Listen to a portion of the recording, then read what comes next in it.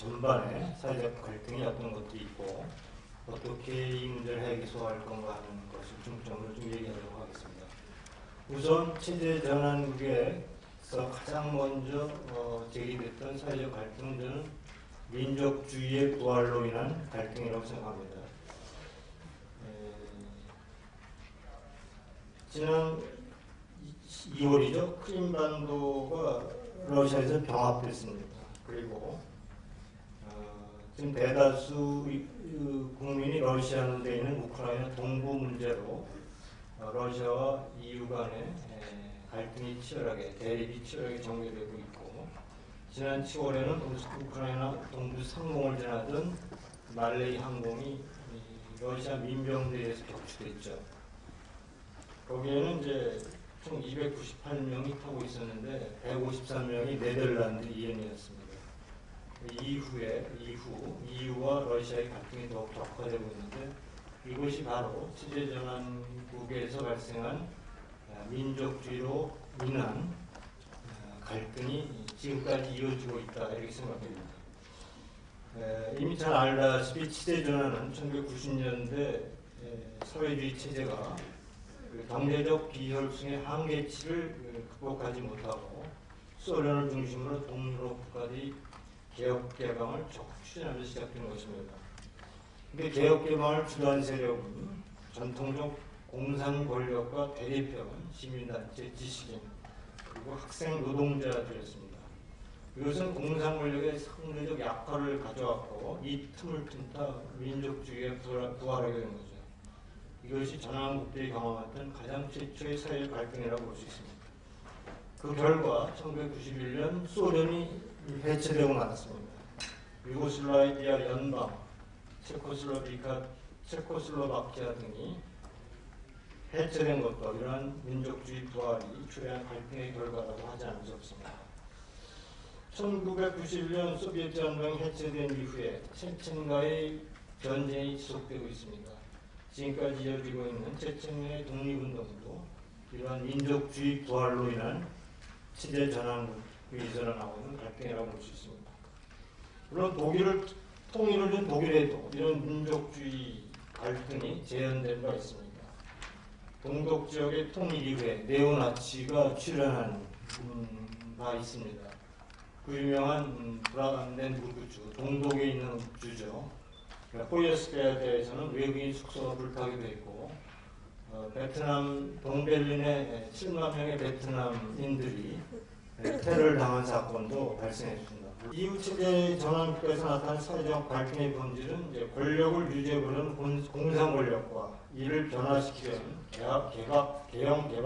개방 세력과의 갈등의 양상으로 비춰지고 있습니다.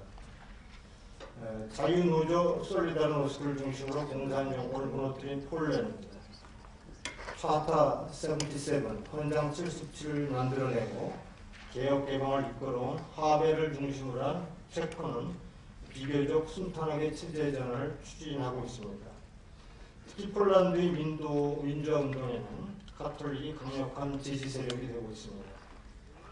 1968년 프라하의 봄을 경험한 체코는 지식인을 중심으로 헌장 77을 만들어내고 지식인, 학생은 물론 노동자들도 민주화운동에 동참하게 됨에 따라 탄탄한 민주화 과정을 이끌고 있습니다.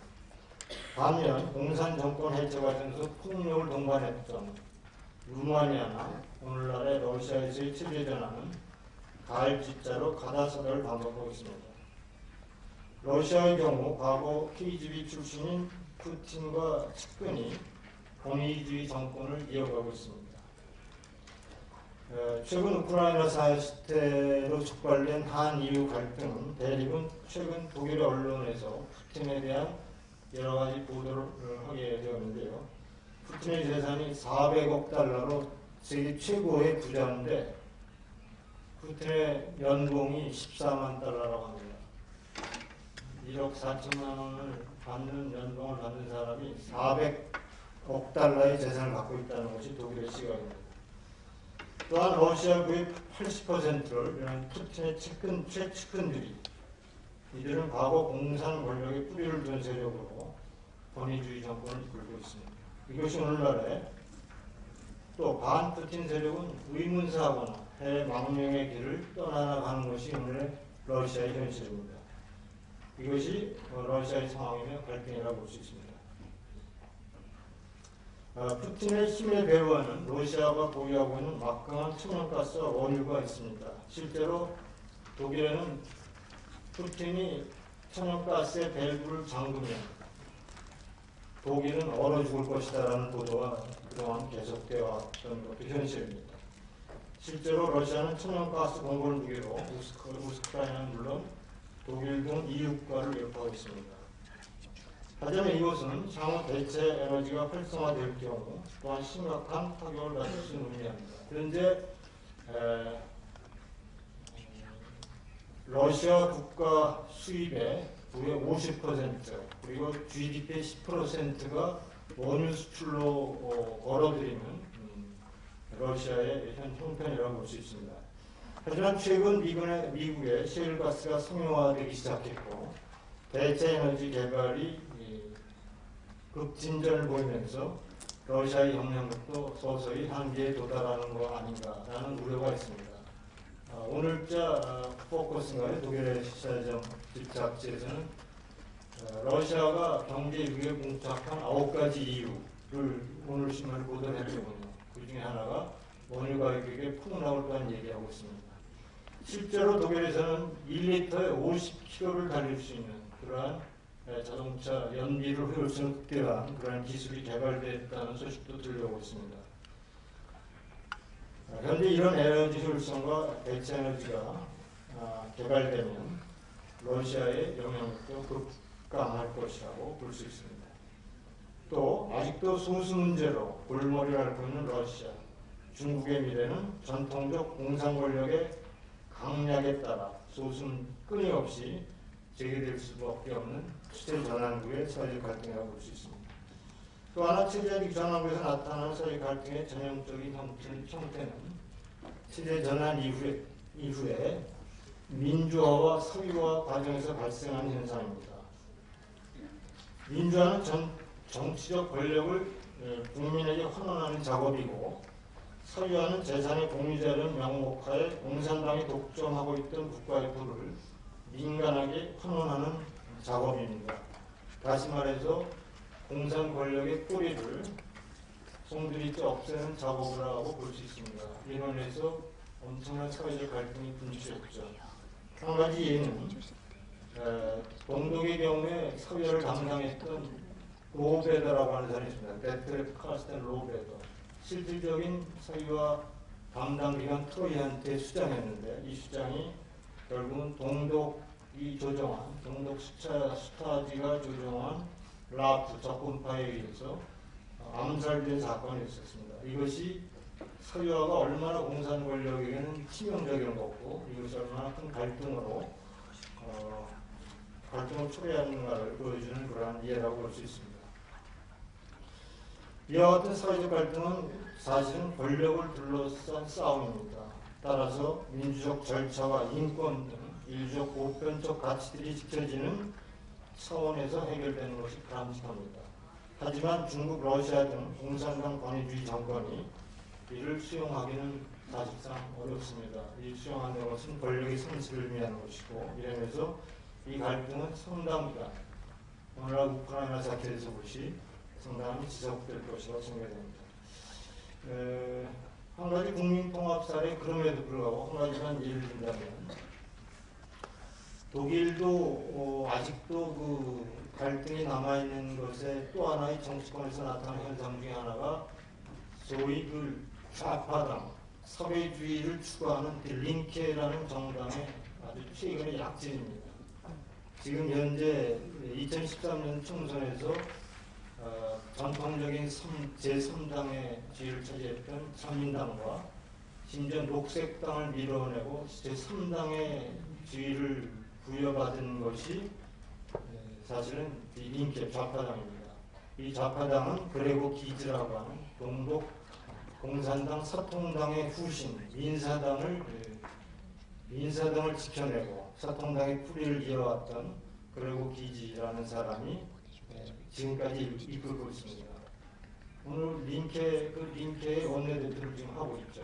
이러한 것들이 아직도 사회적 갈등이 독일 사회에 나타났다. 특히 소독에는 아직도 미미하지만 동독에서는 심지어 동독 5개주에서는 제2당의 지위를 차지하고 있는 것이 링케의 입장입니다. 링케는 득표 전략은 과거 동독의 노스탈지아, 동독의 향수를 불러일으켜서 득표하는 전략을 갖고 있는 것이 링케의 입장이라고 볼 수 있습니다.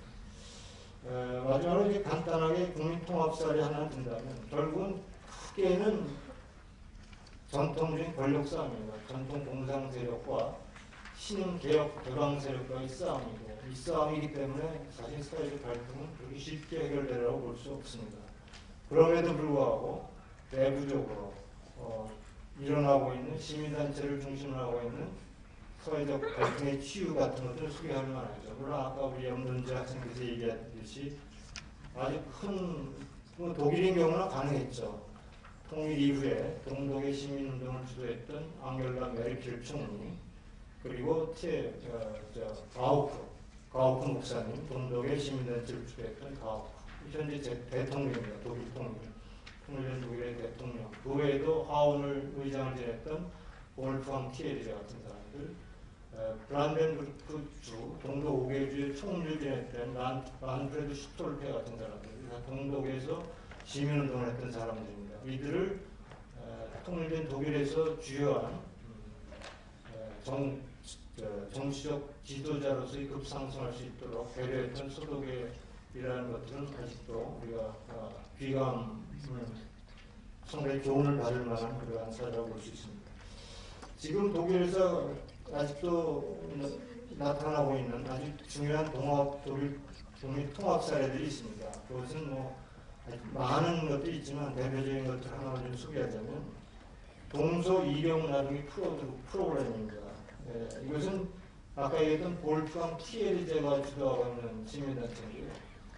동서독 이력 나누기입니다. 이 프로그램으로 사람들을 모아서 동독의 슈타지온을 모으고, 그리고 동독 슈타지에 피해를 받던 정치범들을 불러내서 둘의 과거에 자기 이력을 나누고 서로 용서와 화해를 구하고, 가해자는 가해자의 일을 고백하고, 또 피해자는 피해자의 입장을 얘기하면서 서로를 갈등을 치유하는 이런 프로그램들이 아주 활발하게 진행되고 있다는 얘기를 또 드리고요. 또 하나는 독일 사회, 도이체 게르샤프라고 하는 시민단체가 동서독 간의 현재의 상황들을 서로 편지 쓰기를 통해서 그들의 갈등을 치유하는 그러한 프로그램도 활발하게 진행되고 있습니다.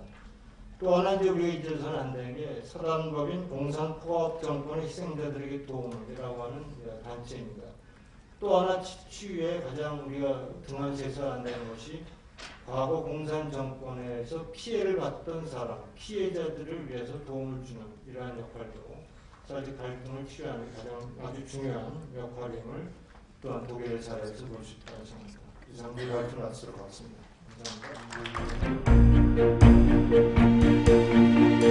감사합니다.